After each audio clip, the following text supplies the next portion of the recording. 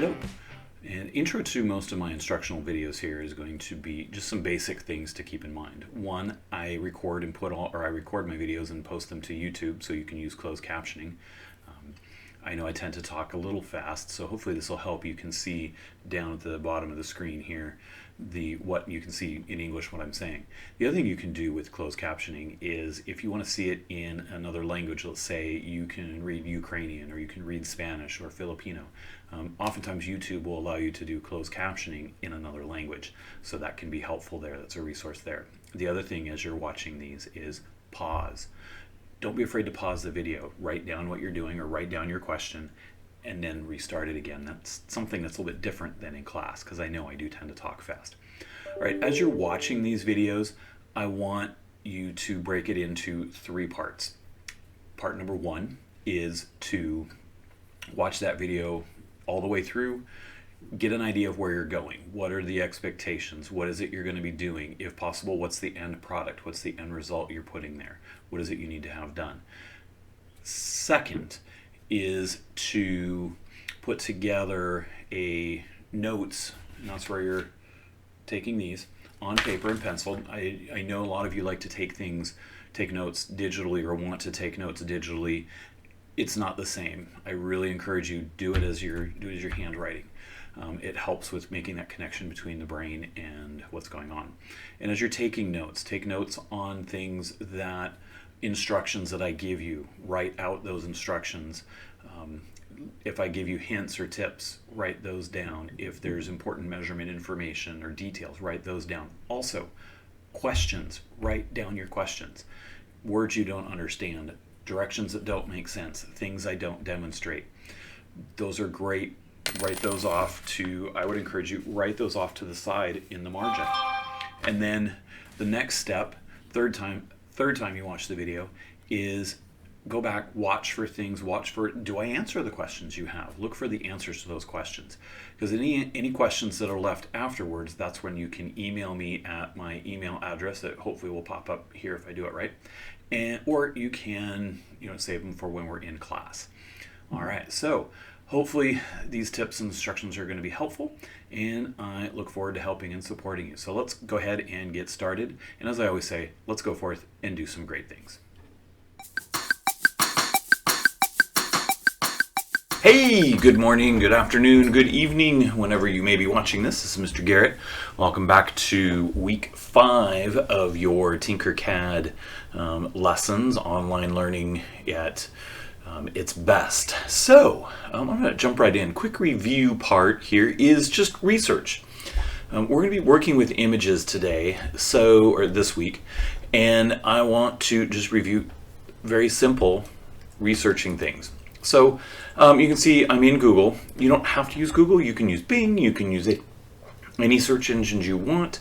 But for this one, we're going to focus primarily on images. So I'm going to come over here, and you can know that in most browsers you can filter by images, and that's going to be helpful. One of the things you can do is you can search by an image.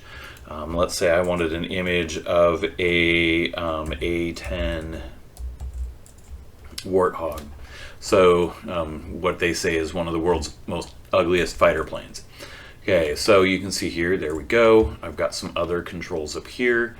Other ways I can filter things, so I could say, I want a wallpaper, or maybe I want a phone, something for my phone. Go back to all.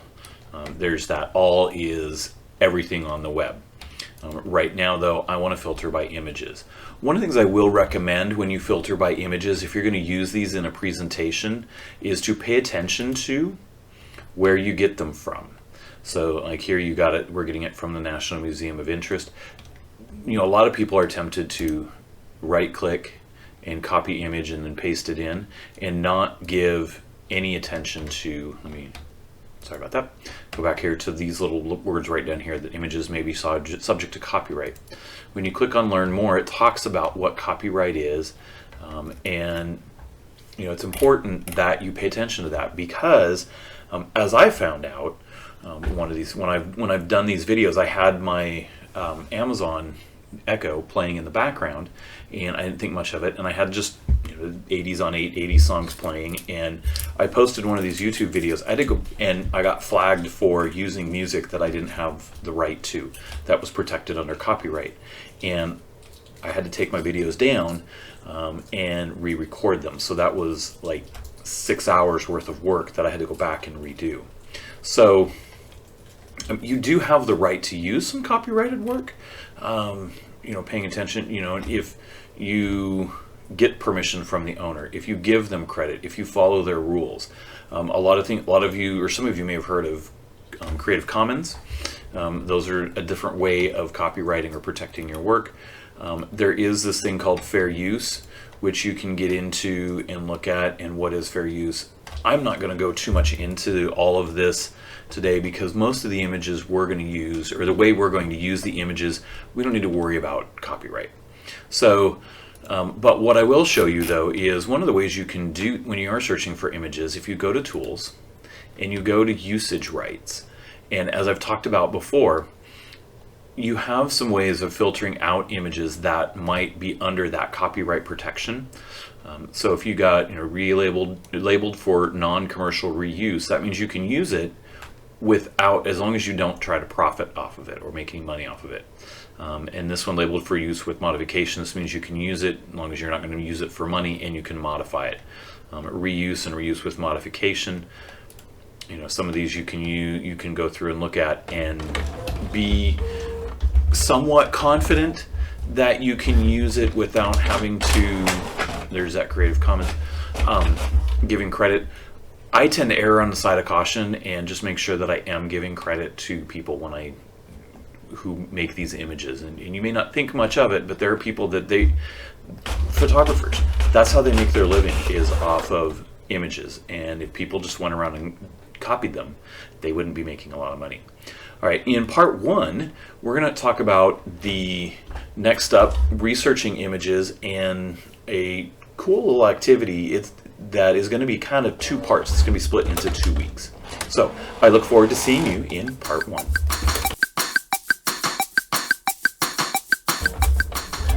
All right, welcome back for part 1. So in this one, we're going to be doing a 2-part activity, or a 2-part lesson. Part 1 is all about getting your image and sketching it out on a piece of paper, like I've got here, okay? And then identifying the shapes that are in that image, or the shapes you can use to make that image in Tinkercad. And some of you may know what's coming. It's called the 3D quadruped. We're going to look for and search for a 4, count them, 1, 2, 3, 4-legged animal. So when we do that, we're looking for what's called a profile view. And that's a view from the side. So you can see from the side. So here's a profile view of my hand. This could be a profile view of my phone, or this could be a profile view. You want to see it from the side so you can see 2 to 4 of the legs. You've got a nice profile shot, width-wise, of the body, and it gives you it gives you something really good to work with and draw, and identify shapes with. Okay, so to do that, let's start with a very simple, some of you are going to go to like let's say a horse, okay? And you're going to see here is a kind of a straight on shot right over here. Not a good shot to work with. This one would actually be better. This is a profile view of your animal. Again, like this one here, not a good one to use. You're looking for something more like this. Okay? It doesn't matter what image you get, as long as it's an image you want to look for. Now you don't have to worry about, like I said, you don't need to worry about the licenses for these, because we're going to actually be sketching them. So you've got a horse, some other animals that are out there, like my favorite, a wolf. I'm looking for, this one right here. This would be a good image to use. This one, you've got a little bit of profile going on, but not, I don't know, it might be hard with that face straight on. if you're looking for a challenge, you might try that. This one, no. This one you're only going to get the head. And the reason we want a profile view like this is we're going to be sketching in and creating these legs, although this one with the bent paw, that might work. We're wanting to create something that if we were to print this out, it would actually stand. Okay? If we went and did this, just this headshot, we could have a big mole or big base underneath, kind of underneath here, but where the neck is, doesn't really look as nice. Okay? So I would say, let's go for something that's got this one would probably work because you've got your four legs there, and you could work on making it. This one down here would be good as well. Okay. Some other animals that work really well for this. Turtle. Okay, so turtles. This would be a good one to work with. Not so much this one. This one might. This image might work for turtles. Let's see here. What else can we? Other animals that we can look at here. Cat. Okay, so cats. This one not so much. Maybe you might be able to get away with this one. Let's see here. Oh, that's an interesting looking cat. Maybe this one of the kitten there. Oh, this would be a nice one to use. So hopefully you're starting to get the idea of different type, different animals, different shots to look for.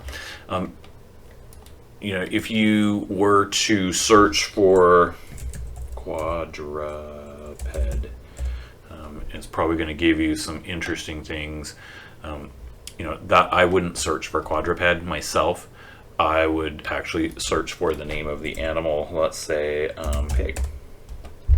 Okay, so there's a nice example. That one would work really well for those of you that like pigs.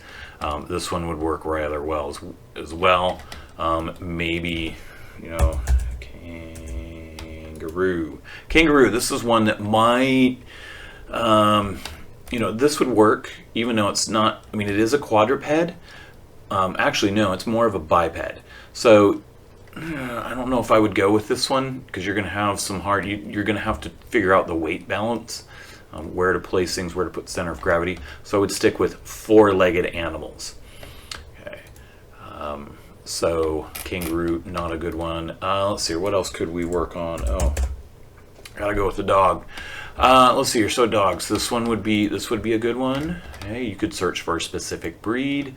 This would be a good one to work with. Not so much this one or this one, but this one here. This would be a good image to work with. Okay, so here I've given you some examples to work with, and hopefully these will inspire you. In the next part, we will talk about how to set up and do some sketching of your animal. So I look forward to seeing you in part 2.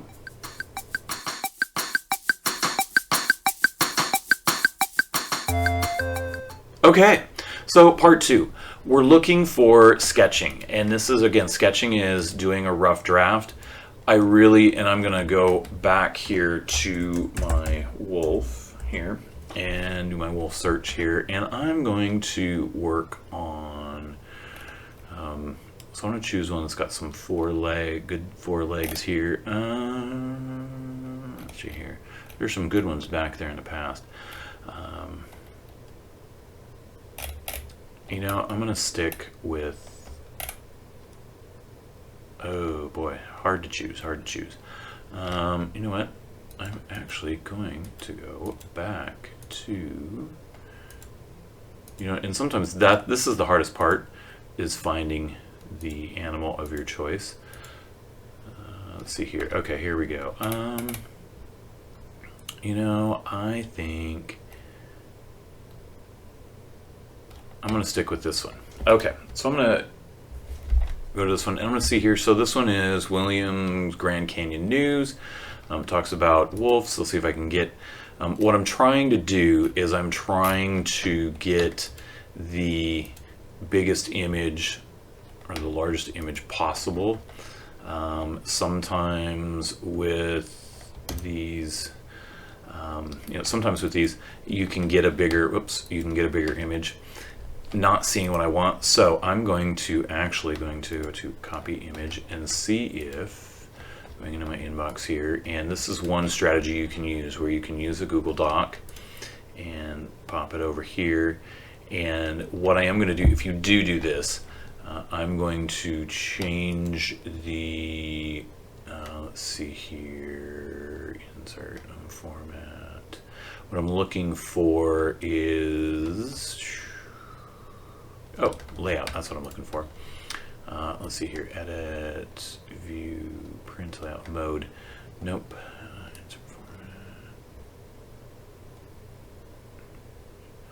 I'm looking for, I want to turn it to what's called landscape. So page setup, that's what I'm looking for.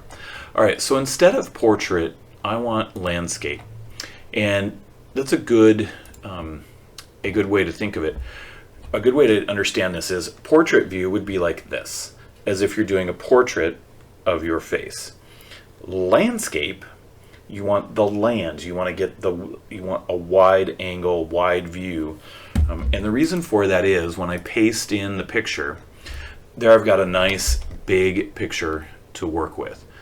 If I was to have this in portrait view, so let's see your format. Let's see here if I can find page setup.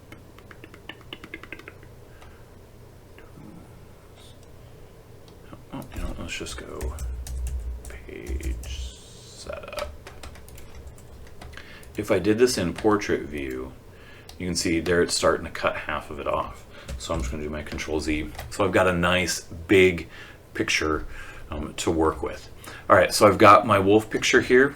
I'm actually going to save this as a wolf pic for quadruped. All right, so there I've got it saved so I can find it in case I need to walk away and take a break. So in the next part, I'm going to have this set up so that you can see me working with sketching the photo out. So stay tuned for part 3 about sketching. Okay, sketching. So this one's going to be kind of a multi-view video here.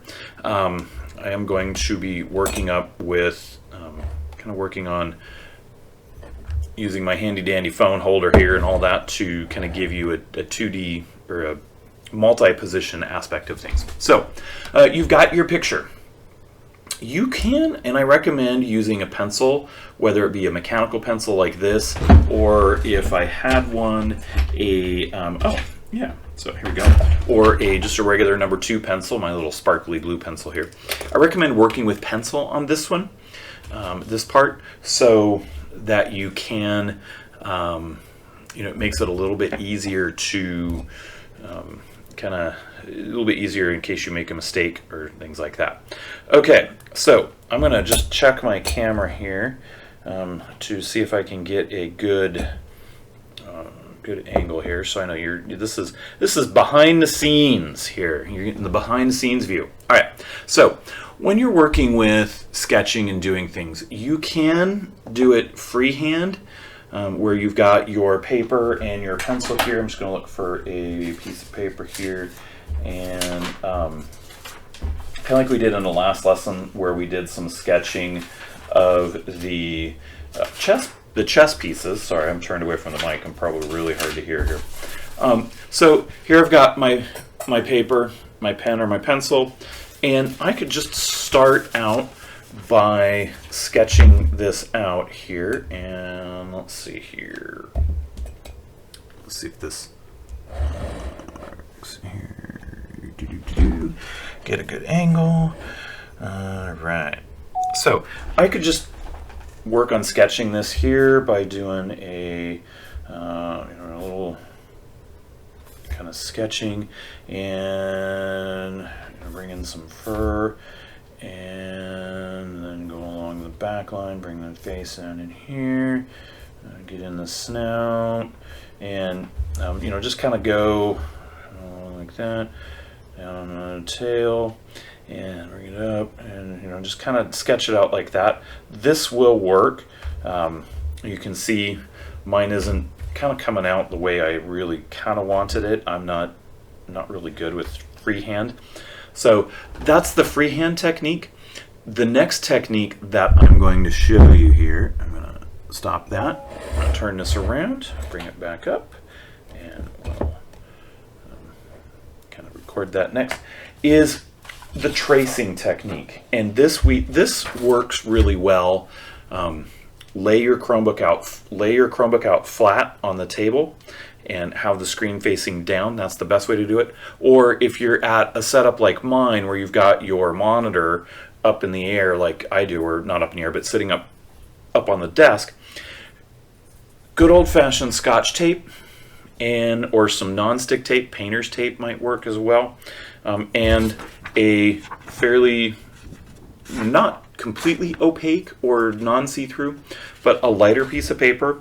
They do make tracing paper and such. So let me just get some tape here so we can get this started. Okay, welcome back. I had a little issue with my kids stealing the tape dispenser, so it doesn't take too much, just a little bit of tape here. And let me go in and start things there. So what you're going to see me do is I'm going to take this and I'm just going to kind of fit it over the picture like so. Okay, and maybe get some other pieces here just to kind of get it to sit down. And I'm not putting it on there too much because I don't want to have too much sticky left on the monitor. And there you go. So what you want to be able to see is, just as you can see, you want to be able to kind of see the image, be able to see the image onto the paper. And this is where you're going to start tracing out start tracing along and tracing out the image onto your paper. Now, I'm not going to bore you and have you watch this watch me do the entire thing. So I'm actually going to, and I'm not going to do that speed up thing. I'm going to actually spend some time. I may leave my second camera going here so you can see it, but I will be back in the next part to show you about the next steps, which are identifying pieces.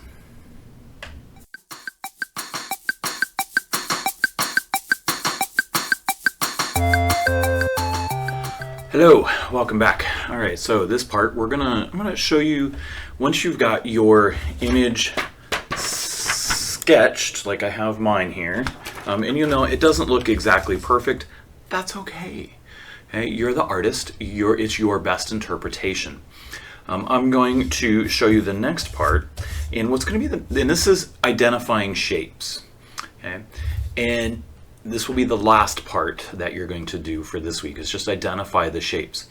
This is going to be another one of those we're going to have two camera setups where I'm going to have, I'm going to start by going here to Tinkercad, and I'm going to start by creating a new design.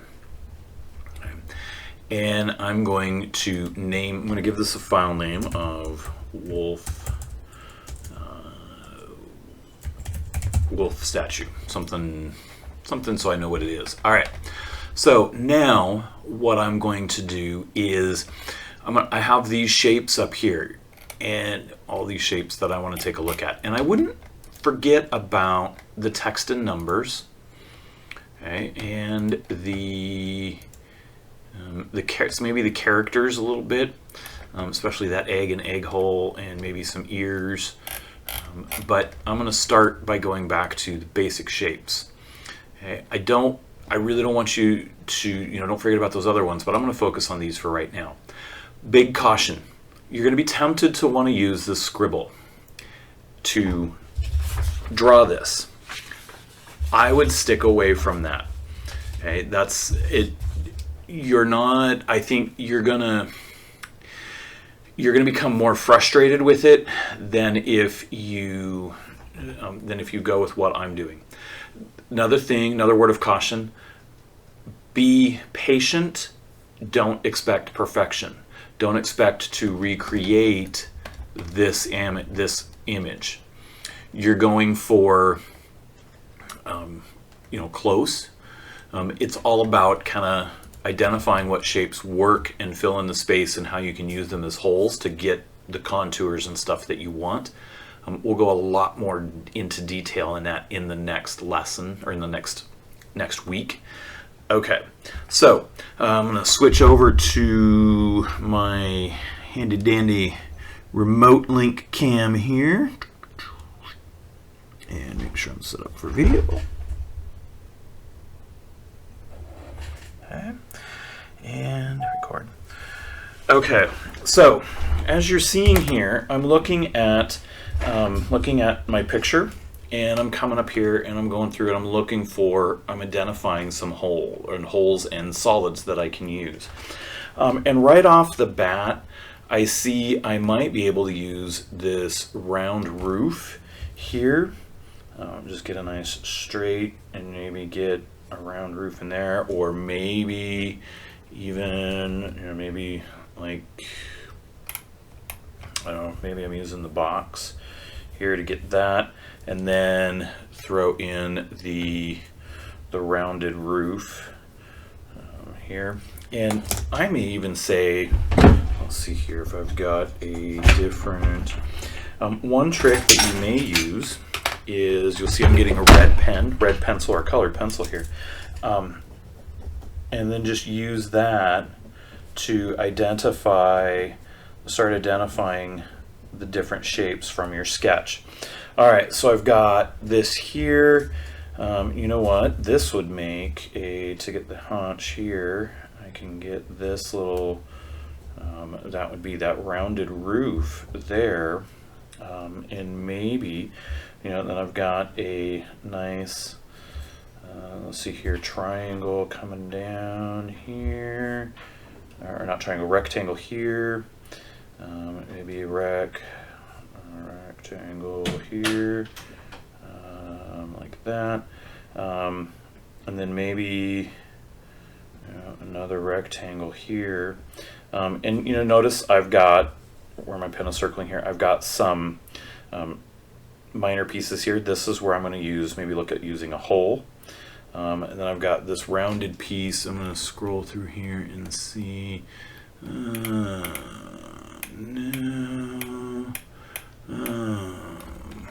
Let's take a look at my characters now. Well, characters, connectors. Stick with my basic shapes. So, like I said, I'm just going to go through and identify shapes that I can in here. So, maybe I've got a nice big rectangle-like object here.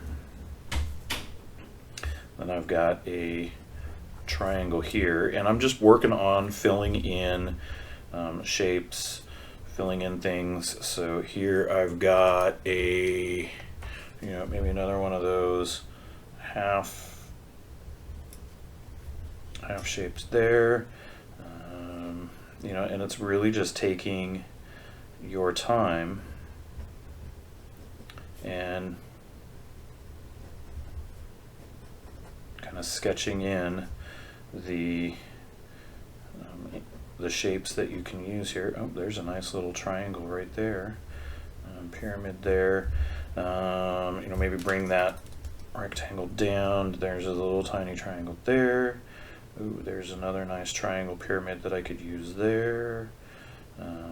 Again, using that half sphere there, and then maybe a triangle fit in there, and then maybe a trapezoid if I could find one. Half sphere. Okay, so I'll speed this up a little bit here so that you're not watching me sketch out the entire animal. When I get to the head here, I will slow it back down.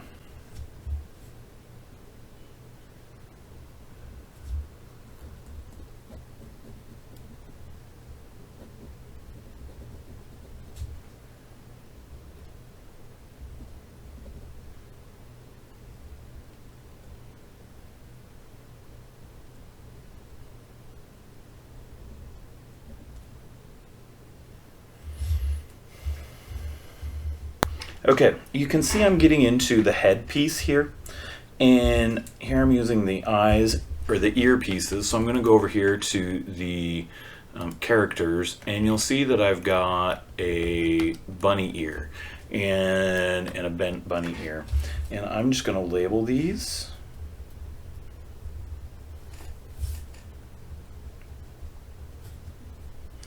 And I'm choosing to use the bunny ear, and I'm going to see if I can modify that when I get into next week's lesson, because I like that it's already got the insert for the ear here. All right, so here with this one, you know, I may kind of work on that half moon there and get a nice little circle going on there. Do some oval holes, and I'm just gonna. I put these diagonal lines in here. I don't know if it shows up on this camera, but those are holes. Okay, so I may just label this here and go. Okay, you know, and I want to get, you know, maybe a rectangle or maybe a little bit of a pyramid, and cut that off with a hole there, and then get that here, and then see if there's a way to give me a mouth. This is that kind of snout area here. I'll work on that in the next. So here, what you got, and I'm going to bring it up to the other camera. So here what you've got in front of the camera here, you can see where I've just identified the shapes that I'm going to be pulling in on my on Tinkercad in next week's lesson. So basically all I want you to do is to have a picture like this, and I'll give you a full-on screenshot of that here. I'll give you a full-on screenshot of that, but look for this picture in the in Google Classroom. So I'm just looking for that you have a sketch with the shapes identified by the end of this week, so that when we get into next week we can start creating our animal. All right, good luck.